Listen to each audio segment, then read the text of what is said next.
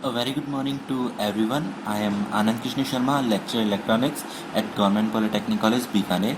Today in this video lecture, I am going to discuss about the BJT. The full form of the BJT is a bipolar junction transistor. It is known as a bipolar because the both electron and hole take part in the flow of current. If we go through the construction of the BJT, we can say that the BJT is a three-layer two-junction semiconductor device. It have a three different layers, either P layers and a one N layer, or a two N layer and one P layer. If N layer is sandwiched between the two P layer, then it is known as the PNP transistor. If P layer is sandwiched between two N layer, it is known as the NPN transistor. The three region is known as the emitter, base and collector. We symbolically show by the first name of the character E, B or C. E for emitter, B for base and C for collector. The symbolic diagram of the transistor for the PNP and for the NPN.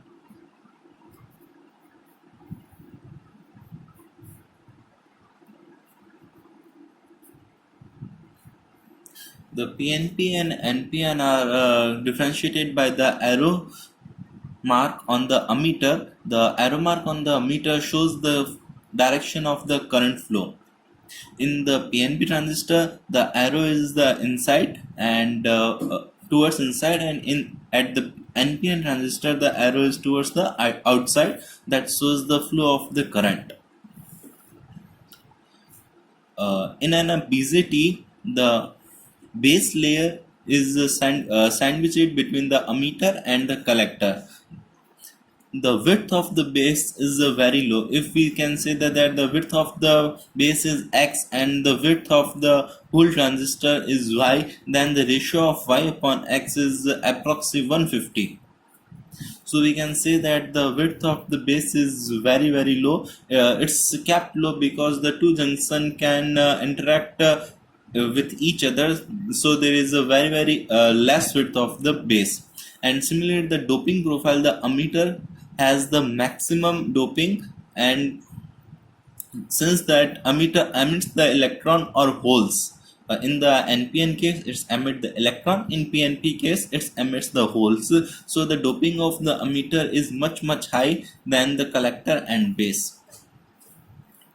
If we go through the basic operation, we can say that it's have two junction. The one junction is the emitter base junction, we can write it as ZE, and another is the base collector junction, we write it as a JC. So there are many operating mode. We can say that either forward bias or reverse biasing any of the junction. We have at least 4 cases, where the first case is both the junction are forward bias. In second case, both the junction are the reverse bias. In third case, emitter junction is a forward bias and collector junction is a reverse bias. Or last case, emitter junction is a reverse bias and collector junction is the forward bias.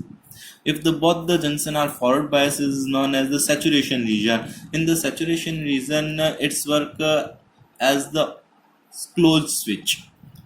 If both the junctions are reverse bias, it known as the cutoff region. In cutoff region, it work as the open switch. If the emitter junction is forward bias and collector junction is reverse bias, its work in the active region, which is mainly used in amplification purpose. And if the emitter junction is reverse bias and the collector junction is a forward bias, it's a reverse active region. We can say that the reverse active. It's rarely used in transistor. If we write the common emitter configuration, where emitter is common between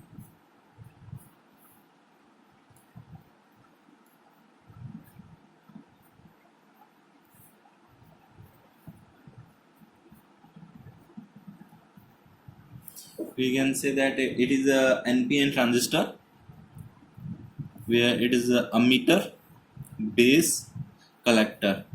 The voltage VBB and VCC is applied as shown in the figure. If we write the mode operating table, we can say that base to emitter voltage versus collector to base. The forward active, cutoff, saturation, and inverse or reverse active.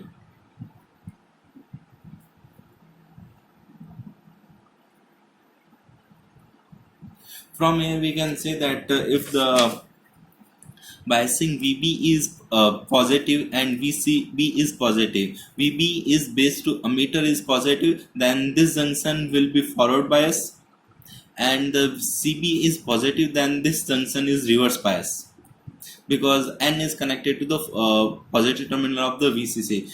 So we can say that the JE junction is a forward bias and JC junction is a reverse bias, so it's a forward active region as we discussed earlier. If the VB is negative and VCB is positive, if the VCB is positive, this is a reverse bias, and this is the negative, then this also is a reverse bias. Both are the reverse bias, we can say it is a cutoff region. If VCB is negative, then this junction will be forward bias, and VB is positive as shown, then this junction is also forward bias. Both are forward bias, then we can say it's in saturation. If the VCB is negative, then this will be junction will be forward bias, and VB is also negative, then this will be reverse bias. So we can say it's a reverse active or inverse active region. Now take a look at the amplification phenomena of a transistor.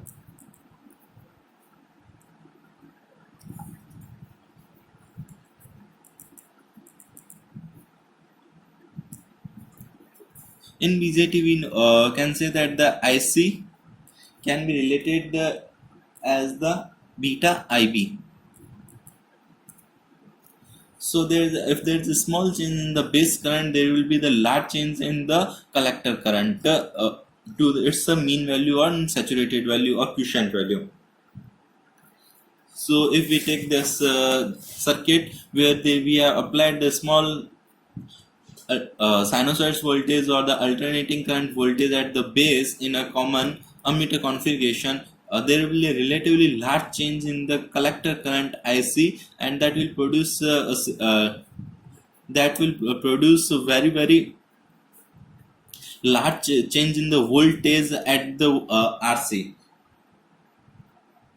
So the voltage VC across the RC will change much higher than the voltage changes at the base VI.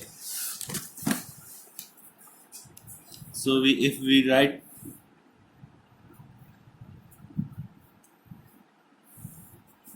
that's the IBQ, the quiescent value of the IB, and that's the ICQ, the quiescent value IC. If there is a small changes in the base current due to the applied voltage source, there will be corresponding large change at the quiescent value of the IC and voltage across the RC. So we can say that it's an amplification process where the small change of the base produce the large change at the collector value. Thank you very much.